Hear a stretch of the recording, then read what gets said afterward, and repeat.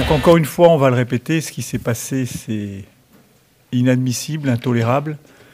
Quand on est dirigeant et qu'on travaille pendant des années pour bâtir un club, en quelques secondes, vous avez tout qui s'effondre, le travail de plusieurs années. Donc on déplore bien évidemment ces incidents. En ce qui nous concerne, la commission de discipline a donné son verdict.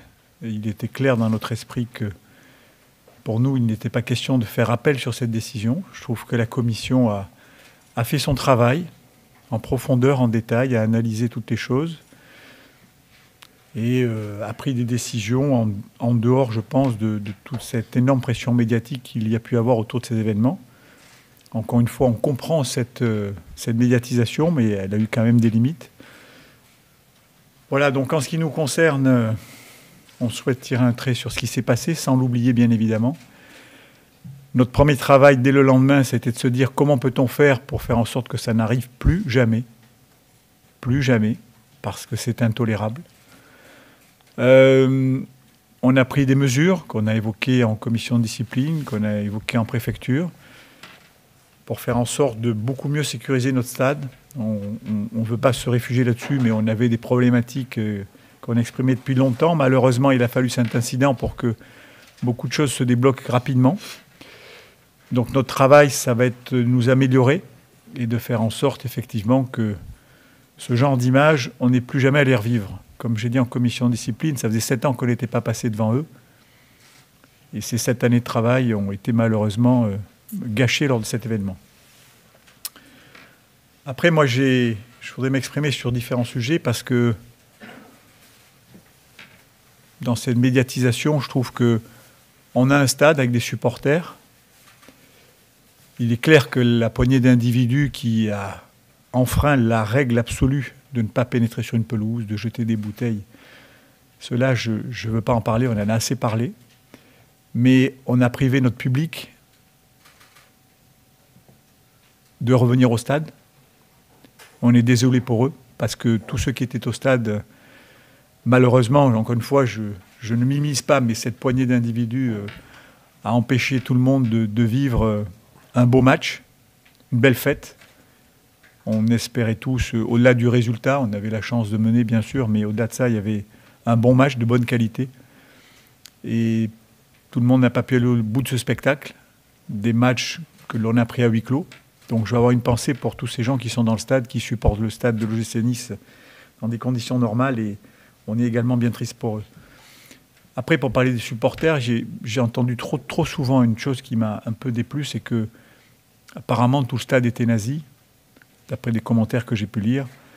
On a heureusement vu la personne qui a fait ce signe nazi. Heureusement, nos stadiers l'ont évacué tout de suite. Et heureusement, il y a une vidéo. Après, un stade, c'est compliqué. On essaye de le gérer le mieux possible. Et des gestes isolés comme ça, c'est toujours répréhensible. C'est le cas, puisqu'on a porté plainte, ainsi de suite. Mais je ne voudrais pas que l'ensemble de notre public soit assimilé à ça.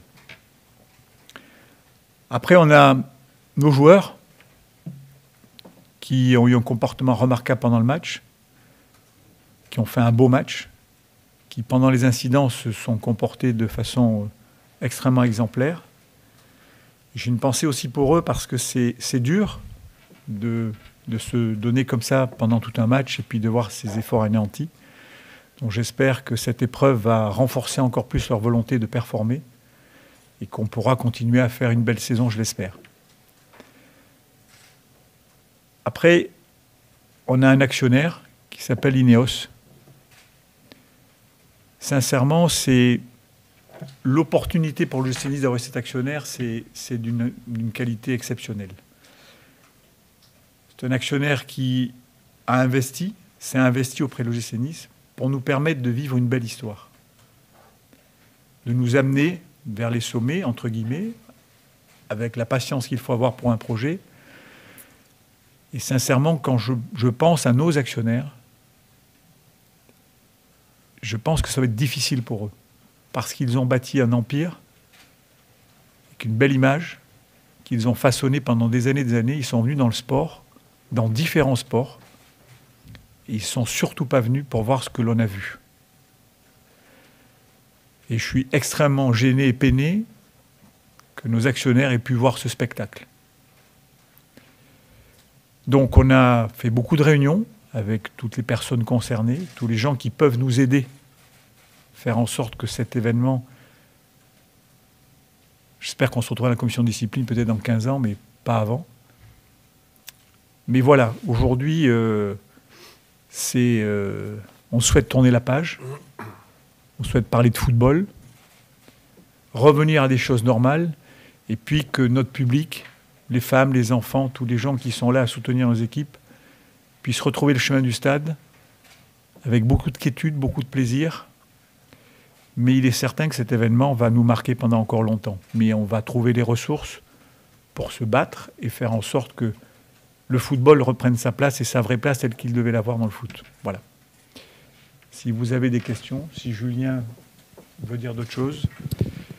Président, bonjour. Au fond, bonjour. Vous avez annoncé que vous allez porter plainte donc, contre le supporter ou pseudo-supporter qui a fait le salut nazi. On a porté plusieurs plaintes. Voilà. Est-ce que vous avez porté plainte aussi contre ceux qui ont envahi le terrain Notre objectif est très simple. Toutes les personnes qui ont pu enfreindre les règles du sport et du football, on portera plainte. Donc, il faut qu'ils soient identifiés, ça c'est le travail de la police, mais on a eu déjà beaucoup de plaintes déposées, il n'y en a pas qu'une. Et là-dessus, on l'a dit, c'est très clair, on ne transigera pas. Alors je ne sais plus combien il y a de plaintes aujourd'hui, mais elles sont nombreuses. Je ne sais plus combien il y en a, mais je pourrais vous donner le chiffre si vous le souhaitez. Pensez à lever les mains, s'il vous plaît, pour poser des questions. Bonjour Président, Maxime Baquier, France Bleu Azur.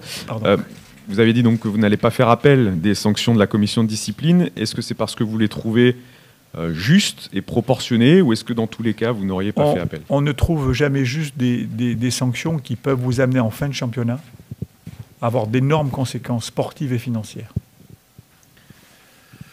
Mais quand vous avez une grosse part de la responsabilité de ce qui est arrivé, je l'ai dit le premier jour, on va l'assumer. Donc la commission a fait son travail, l'a bien fait, a pris le temps d'examiner tous les faits de cette soirée. Et je ne vois pas comment on pourrait faire appel à une décision qui est juste, peu importe, chacun peut l'estimer comme il le souhaite. Mais en tout cas, notre devoir aujourd'hui, c'est d'assumer nos fautes. Président, bonjour, ici en face de vous. Ah pardon. On a entendu parler d'une querelle avec Pablo Longoria en tribune entre vous et lui. Voilà, est-ce que vous avez pu en reparler avec lui depuis? Est-ce que les choses se sont aplanies? Voilà, qu'est-ce qu'il en est de cette altercation? J'ai pas eu le plaisir de rediscuter de ça avec lui. En tout cas, en ce qui me concerne, je souhaite qu'on arrête cette polémique, ce ping-pong permanent qu'il y a eu. On avait pris une position, c'est de ne pas parler dans les médias. Il y a une quinzaine de jours de ça, en commission de discipline au premier passage. Et moi, je souhaite que cette polémique s'arrête. C'est-à-dire que j'en ai parlé en fin de commission de discipline. J'ai invité les Marseillais, les dirigeants et tous les gens qui les entourent de ne pas oublier ce qui s'est passé, mais par contre regarder l'avenir et parler football et qu'on apaise les choses. Je pense qu'aujourd'hui, le temps de la polémique, il est passé. Il est temps de prendre les mesures nécessaires pour que ça n'arrive plus. Mais surtout, je pense que c'est plus l'heure de la polémique. Bonjour. Je vois les doigts se lever, excusez-moi, je suis l'ordre que vous le souhaitez. Anthony Clément de l'équipe, justement, les Marseillais ont dit que les sanctions envers les Niçois n'étaient pas assez lourdes. Jacques Cardoz a regretté que Christophe Galtier ne soit pas aussi pénalisé. Est-ce que vous pensez aussi que les sanctions des Marseillais sont pas assez... Je vais vous dire juste une chose. Je ne veux pas trahir ce qui s'est dit en commission de discipline. Mais en commission de discipline, quand est arrivé le cas de M. Galtier, Pablo Longoria, président de l'Olympique de Marseille, et l'avocat qui représentait l'Olympique de Marseille, ont dit « Mais nous n'avons rien demandé contre M. Galtier. Et nous ne demandons rien contre M. Galtier. » Bon, dans le rapport qu'ils avaient soumis, il y avait des éléments, mais ils ont dit « Notre position actuelle, on considère que M. Galtier peut être exonéré de tout problème. »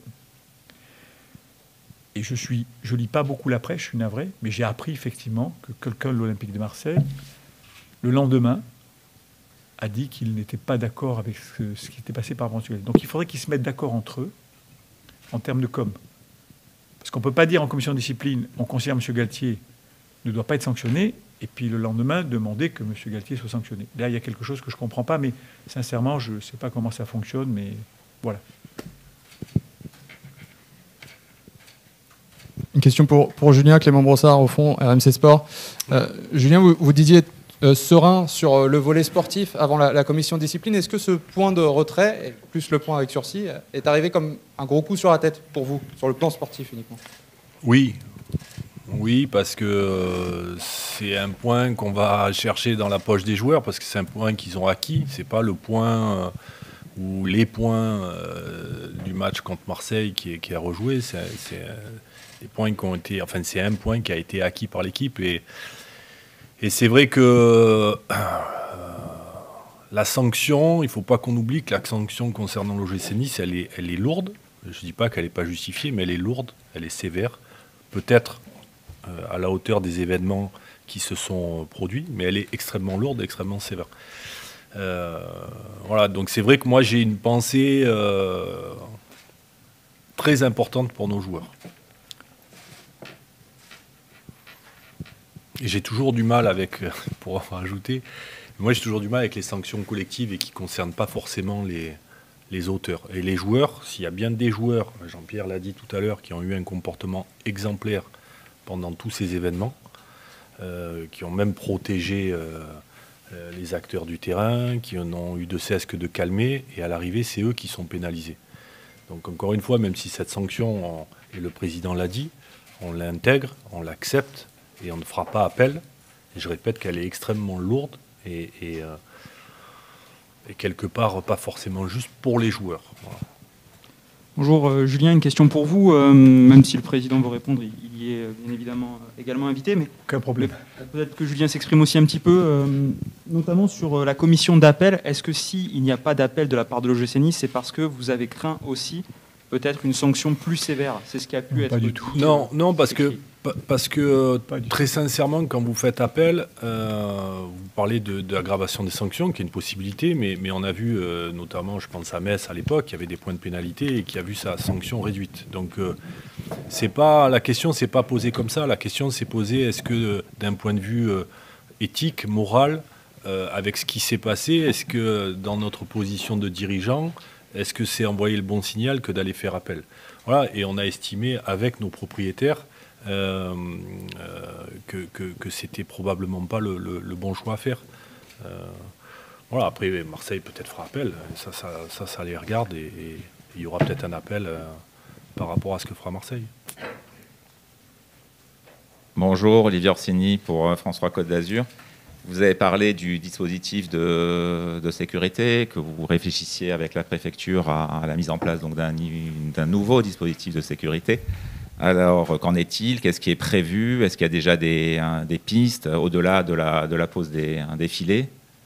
Est-ce qu'éventuellement vous pensez à déplacer la populaire sud de plus haut? Qu'est-ce qui est prévu, quoi? On a des préoccupations qui sont de plusieurs types. On va évacuer, heureusement, malheureusement, ces problèmes de bouteilles d'eau, c'est-à-dire qu'il n'y aura plus une seule bouteille d'eau qui rentrera dans le stade. On mettra des gobelets. Alors, bien évidemment, en buvette, c'est beaucoup plus facile. Et pour les gens qui viendront au stade, on mettra à disposition des gobelets où ils puissent verser le contenu de leur bouteille. Parce qu'il y a des familles qui viennent, qui n'ont pas toujours les moyens d'aller en buvette. Donc, il faut penser à eux. Après, en ce qui concerne les jets de projectiles, paradoxe de l'histoire, c'est que ça fait des années qu'on demande ces filets. Que le filet est arrivé un peu avant Marseille, quelques jours à peine avant Marseille, et que malheureusement, il faut un temps technique pour installer le filet et tout. Bon, le filet est là et sera mis. On a commandé également un filet tribuneret. C'est un filet qui prend toute la tribune, qui ne descend pas jusqu'au sol pour des problèmes de sécurité, parce que si des gens montent sur les filets de la structure du stade, il faut être vigilant qu'il n'y ait pas un drame plus important. Ça, c'est pour les jets de projectiles. Après, les filets, c'est des mailles de 5 par 5. Des filets à mailles comme ça, on n'en a pas et c'est compliqué à voir. Après, on a le problème de l'envahissement du terrain, qui est un vrai sujet, qu'on a encore évoqué hier avec le bureau des supporters. Et là, on va procéder à différentes choses. On va faire la rétractation des sièges sur les deux tribunes, Ré et Sud. qui va nous amener à une hauteur de 2,64 hauteur de rambarde. On va couvrir la rambarde pour éviter qu'il y ait des points d'appui. Et on est parti d'un principe qui, malheureusement, un peu à notre découverte, n'était pas complètement réalisé chez nous, c'est qu'il a une interdiction absolue de descendre d'une tribune.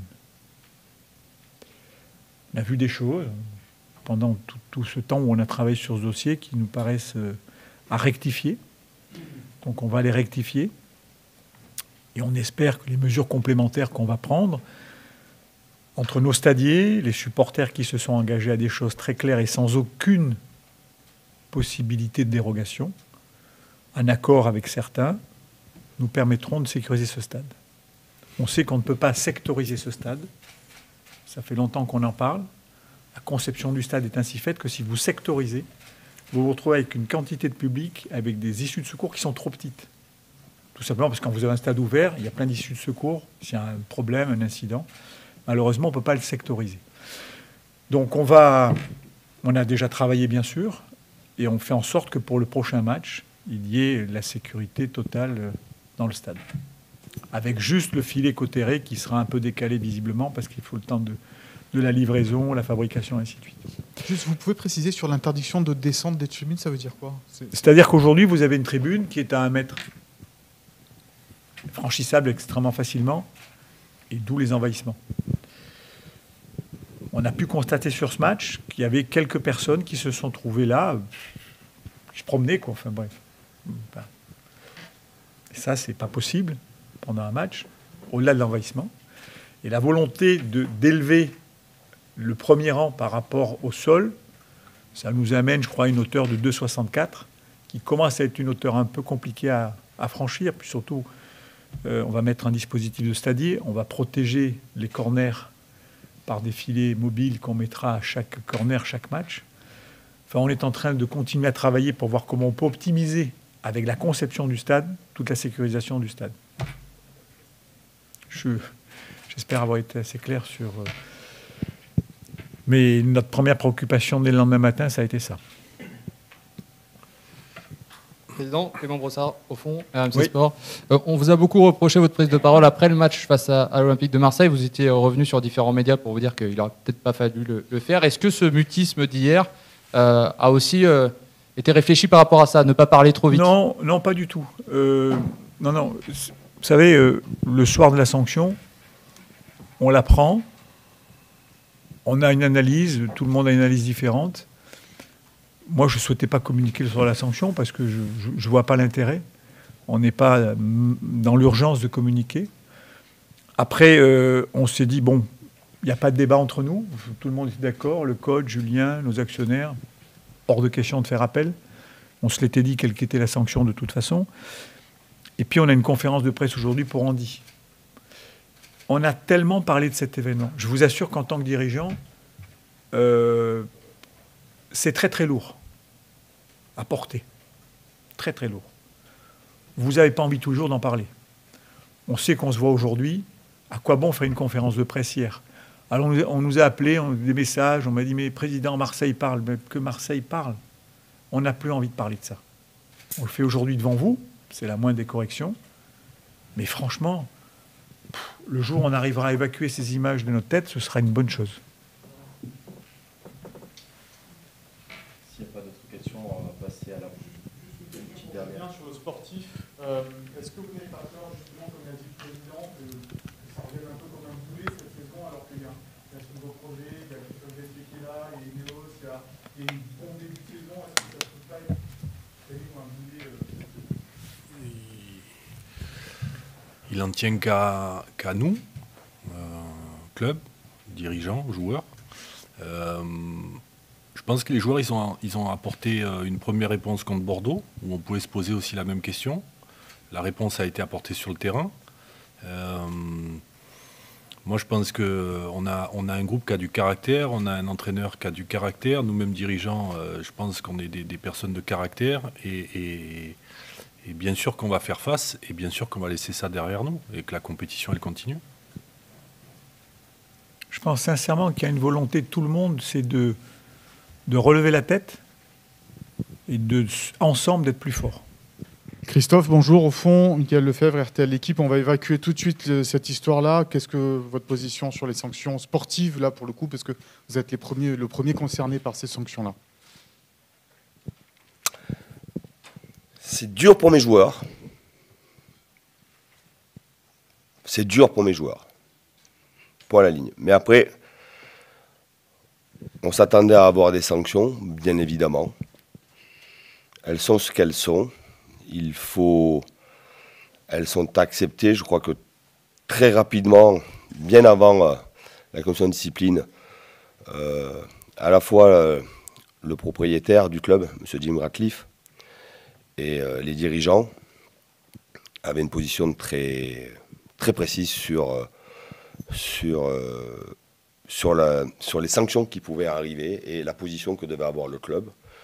Et je crois savoir que le club a communiqué dans ce sens-là, c'est qu'il n'y aura pas d'appel parce qu'il y a une commission qui a mené une enquête, qui a fait une instruction. La commission a été longue, tout le monde a pu s'exprimer.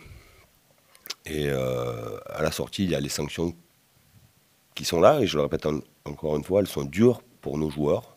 Elle est dure pour nos joueurs.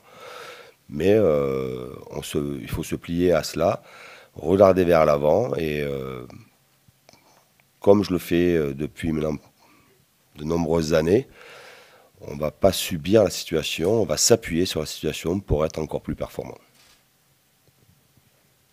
Bonjour Christophe, bonjour de l'équipe. Justement, est-ce qu'il y a un travail particulier à mener avec les joueurs pour éviter qu'ils soient abattus par cette décision? Est-ce que vous en avez parlé particulièrement avec eux? Oui, hier matin, quand je suis rentré de Paris avant la séance, je leur ai fait part, non, je leur ai fait part, ils connaissaient automatiquement la décision de la commission de discipline, les décisions. Je leur ai dit, ce que je suis en train de vous dire, qu'on ne va pas s'apitoyer sur notre sort, c'est comme ça, il faut l'accepter pour vite la digérer et s'appuyer dessus et non pas subir quoi que ce soit. Voilà.